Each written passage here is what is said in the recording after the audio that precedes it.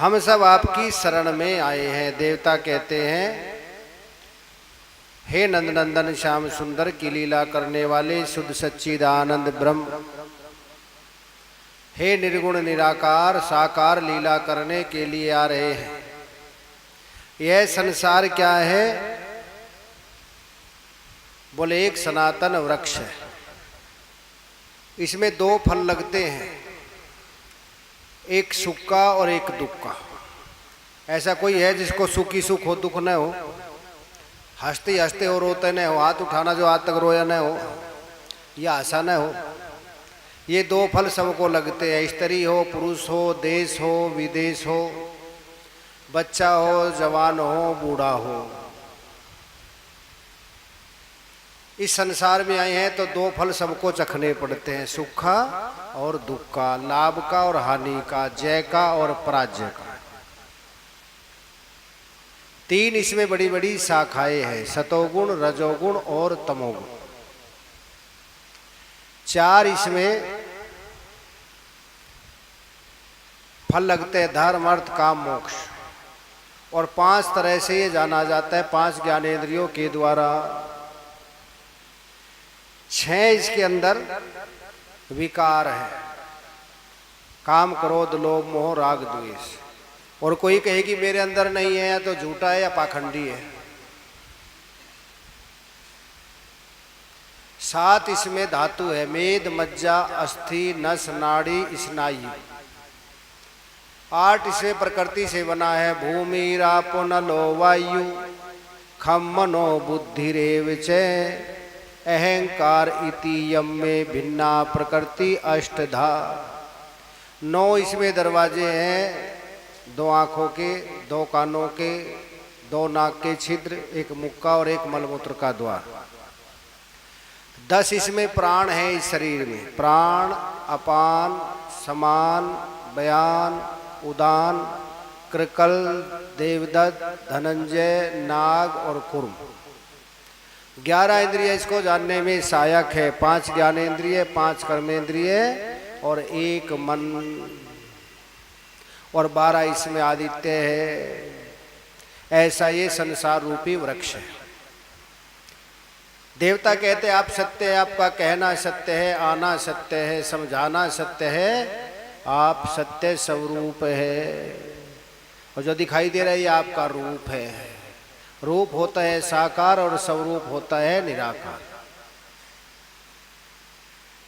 सभी देवताओं ने बहुत सुंदर स्तुति की और जितनी भी गुजरिया है सब सज धज करके रेशमी वस्त्र धारण करके आई है और कन्हैया को सभी बधाइयाँ दे रही है, एक दूसरे को बलैया दे रही है। और बलैया देते हुए सभी हर्षोल्लास से भर रही है। नंद बाबा भी बड़े प्रसन्न हैं और ब्राह्मणों को बुलाकर के स्वस्ति वाचन से मंगलाचरण कराया।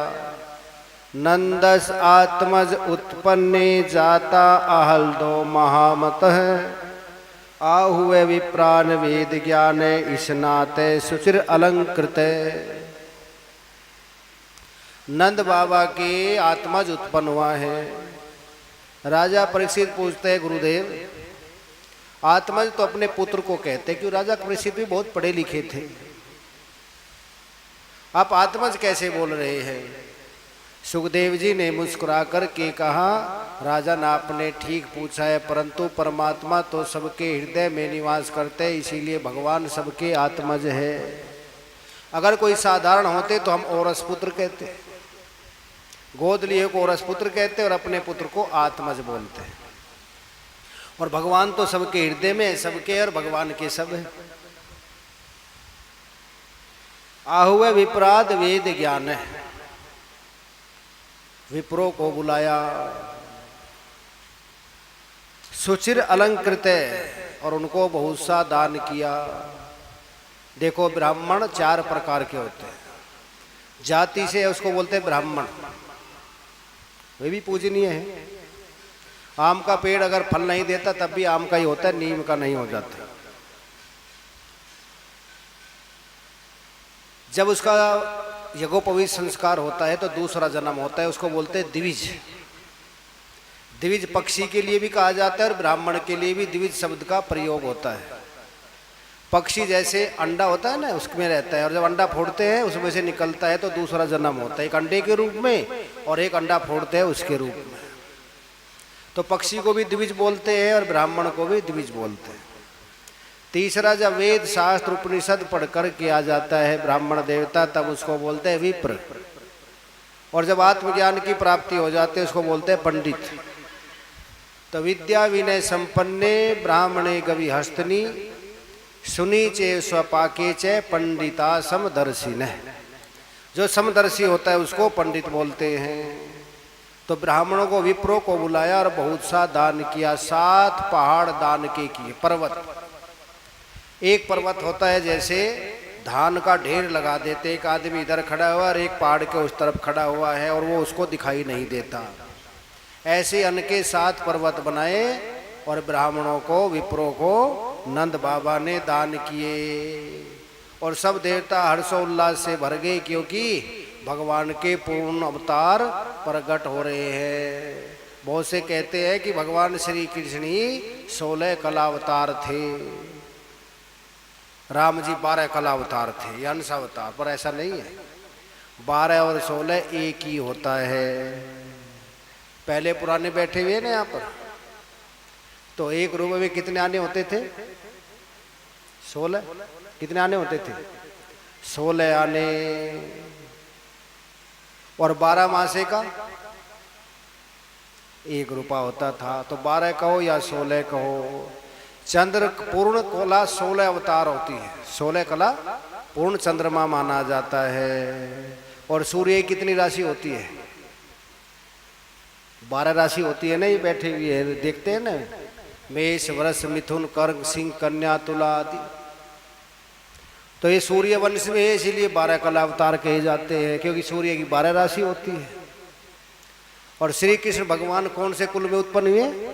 चंद्र वंश में, इसीलिए 16 कला होती है चंद्रमा की। दोनों एक ही है, अंतर कुछ नहीं है। 16 आने को या 12 मासे कहो, 16 कलावतार कहो या 12 राशि कहो, दोनों की बातें एक ही होती है। इनमें निमित्त मात्र भी भेद नहीं है।